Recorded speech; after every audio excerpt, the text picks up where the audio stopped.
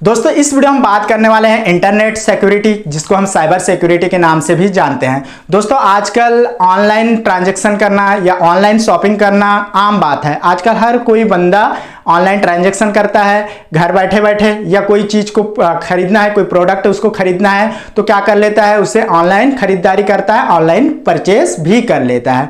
तो दोस्तों इस वीडियो हम बात करेंगे, अगर आप ये सब यूज़ करते हैं अपने कंप्यूटर या मोबाइल के अंदर ऑनलाइन ट्रांजैक्शन या ऑनलाइन परचेस करते हैं, तो इससे क्या हो सकती है, आपके साथ धोखाधड़ी हो सकती है, आपकी जो पर्सनल डाटा है वो लीक हो सकती है। तो दोस्तों इस वीडियो में हम इसी सभी चीज़ों के बारे में बात करने वाले हैं, जिसके बाद आपको कोई भी डाउट नहीं होने वाली है।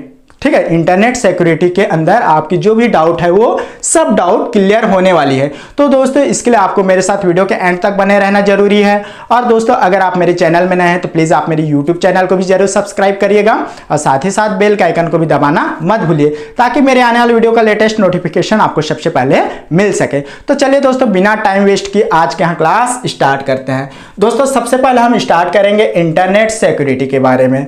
दोस्तों कई बार क्या होता है, हम घर बैठे ही कोई भी काम कर लेते हैं, जैसे कि ऑनलाइन ट्रांजैक्शन होगा, पैसे का लेन देन। ठीक है, हम किसी के पास पैसा भेज रहे हैं, किसी से हम पैसा ले रहे हैं ऑनलाइन, ठीक है, जो कि इंटरनेट के थ्रू होता है। या फिर आप लोगों ने देखा होगा हम क्या करते हैं, कमर्शियल फील्ड में जाते हैं, या फिर हम कुछ चीज़ ऑनलाइन खरीदारी करते हैं, जैसे कि अमेजन हो गया, फ्लिपकार्ट हो गया। ठीक है, तो उसमें हमको क्या करना पड़ता है, ऑनलाइन खरीदते हैं तो हमको कुछ अपना पर्सनल आइडेंटिफिकेशन डालना पड़ता है या पर्सनल इंफॉर्मेशन डालना पड़ता है। ठीक है, तो उससे हमारी जो डेटा है उस पर प्रभाव पड़ सकती है। आपकी जो डेटा है वो क्या हो सकती है, हैक हो सकती है, या कोई थर्ड पर्सन है उस डेटा को हैक कर सकता है। उस डाटा या सॉफ्टवेयर को हैक होने से बचाना, उस डेटा या सॉफ्टवेयर को हैक होने से बचाना, या अनऑथराइज्ड पर्सन है उससे बचाना ही क्या कहलाता है, इंटरनेट सिक्योरिटी कहलाता है। ठीक है, ये तो हो गई इंटरनेट सिक्योरिटी के बारे में बात। चलिए दोस्तों अब हम इसके घटक के बारे में जान लेते हैं। दोस्तों जो इंटरनेट सिक्योरिटी है इसके मुख्य रूप से 3 घटक है। अब कौन कौन से 3 घटक है, पहला तो है ऑथेंटिकेशन, सेकंड है एक्सेस कंट्रोल, और थर्ड है क्रिप्टोग्राफी। इस प्रकार से इंटरनेट सिक्योरिटी, जिसको हम साइबर सिक्योरिटी के नाम से भी जानते हैं, इसके मुख्य रूप से 3 घटक है, ऑथेंटिकेशन, एक्सेस कंट्रोल और क्रिप्टोग्राफी। तो चलिए दोस्तों हम इन तीनों घटक को सबसे पहले समझते हैं। ऑथेंटिकेशन क्या होता है दोस्तों, जब भी आप अपने मोबाइल या कंप्यूटर में फेसबुक का यूज करते हैं, चलिए हम इसका एक छोटा सा एग्जांपल ले लेते हैं, फेसबुक। ठीक है, आप अपने मोबाइल या कंप्यूटर में फेसबुक चलाते हैं तो आपको उस फेसबुक के अंदर क्या मांगा जाता है, जब भी आप उसमें पहली बार लॉगिन हो जाओगे तो वहां पर आपको लॉगिन आईडी और पासवर्ड मांगा जाता है। ठीक है, आपने जो लॉगिन आईडी और पासवर्ड बनाया है वो पहले से ही फेसबुक के सर्वर में स्टोर है, लोड है, वहां पर सेव है। तो आप जब उस फेसबुक के अंदर सबसे पहले आपको लॉगिन आईडी मांगा जाएगा, उसके बाद पासवर्ड मांगा जाएगा। अब पहले से जो लॉगिन आईडी और पासवर्ड फेसबुक के सर्वर में सेव है, लोड है, उसी लॉगिन आईडी और पासवर्ड को अगर आप डालते हैं तो आप उसमें एक्सेस हो सकते हैं, आप लॉगिन हो सकते हैं। वही क्या कहलाता है, ऑथेंटिकेशन कहलाता है। ठीक है, अब आप लोगों को समझ में आ गया होगा कि ऑथेंटिकेशन क्या होती है। चलिए दोस्तों अब हम बात कर लेते हैं सेकंड घटक के बारे में, एक्सेस कंट्रोल। एक्सेस कंट्रोल क्या होता है, कोई विशेष डाटा, ठीक है, कोई विशेष डाटा या इंफॉर्मेशन को विशेष उपयोगकर्ता या स्पेशल यूजर के लिए उपलब्ध कराना ही क्या कहलाता है, एक्सेस कंट्रोल कहलाता है। दोस्तों इसके लिए हम कई बार क्या करते हैं, फिंगरप्रिंट का यूज कर लेते हैं। उस डाटा को एक्सेस करना है तो हम फिंगरप्रिंट अगर डाल रखा है तो हम फिंगरप्रिंट के माध्यम से भी उस डाटा को एक्सेस कर सकते हैं। या फिर आप लोगों ने देखा होगा फेस डिटेक्शन, जैसे कि आप लोग अपने मोबाइल में क्या करते हैं, पासवर्ड डालते हैं तो आप फेस डिटेक्शन का भी पासवर्ड डाल सकते हैं। जैसे आप अपने मोबाइल को अपने फेस के सामने रखते हैं तो आपकी जो पासवर्ड है वो फेस के माध्यम से ओपन हो जाती है। या फिर कई बार क्या होता है, वॉइस का भी यूज करते हैं। यही क्या कहलाता है, एक्सेस कंट्रोल कहलाता है। ठीक है, चलिए दोस्तों अब हम नेक्स्ट घटक के बारे में बात कर लेते हैं। नेक्स्ट घटक है क्रिप्टोग्राफी। दोस्तों शायद आप लोग क्रिप्टोग्राफी से वाकिफ होंगे, अगर नहीं पता तो चलिए मैं इस वीडियो में बताता हूं आप लोगों को। इसके बाद आपकी जो क्रिप्टोग्राफी है वो क्लियर होने वाली है। तो चलो क्रिप्टोग्राफी के बारे में जान लेते हैं। दोस्तों इसके अंदर क्या होता है, मेन रूप से इंक्रिप्शन होता है और डिक्रिप्शन होता है। ठीक है, क्रिप्टोग्राफी में क्या होता है, इंक्रिप्शन होता है और डिक्रिप्शन होता है। चलिए हम इसका एक एग्जांपल ले लेते हैं। दोस्तों आप लोग व्हाट्सएप का यूज़ करते हैं, उसमें आप क्या कर लेते हैं, चैटिंग कर लेते हैं।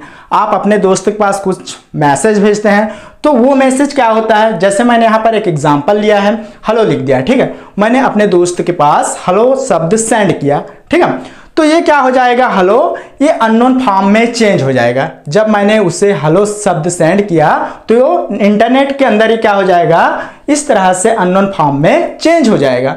अननोन फॉर्म चेंज इसलिए हो जाएगा ताकि जो थर्ड पर्सन है, जो अनऑथराइज्ड पर्सन है, वो उस हेलो वर्ड को पढ़ ना सके। और जैसे ही वो हेलो वर्ड आपके फ्रेंड तक पहुंच जाएगा तो ये क्या हो जाएगा, फिर वो हेलो वर्ड में चेंज हो जाएगा। वो जो आपने लिखा है उसको समझने योग्य भाषा में, लैंग्वेज में कन्वर्ट हो जाएगा, ठीक है। मैंने यहाँ भेजा हेलो शब्द, बीच में क्या हुआ, कुछ इस तरह से अननोन फॉर्म में चेंज हो गया, ठीक है। उसके बाद जैसे ही आप जिस बंदे के पास आपने भेजा उस बंदे तक वो हेलो वर्ड पहुंच गया तो क्या हो जाएगा, ये वापस हेलो शब्द में कन्वर्ट हो जाएगा, ताकि जो बंदा है वो उस आपके द्वारा जो शब्द यूज किया गया है या जो चैटिंग किया गया है उस चैटिंग को पढ़ सके, ठीक है। हेलो शब्द का अननोन फॉर्म में कन्वर्ट होना क्या कहलाता है, इंक्रिप्शन कहलाता है। ये क्या हो जाएगा, आपका इंक्रिप्शन हो जाएगा, ठीक है। अब ये अननोन फॉर्म का फिर से उसी फॉर्म में कन्वर्ट होना क्या कहलाता है, डिक्रिप्शन हो गया, ठीक है, डिक्रिप्शन कहलाता है।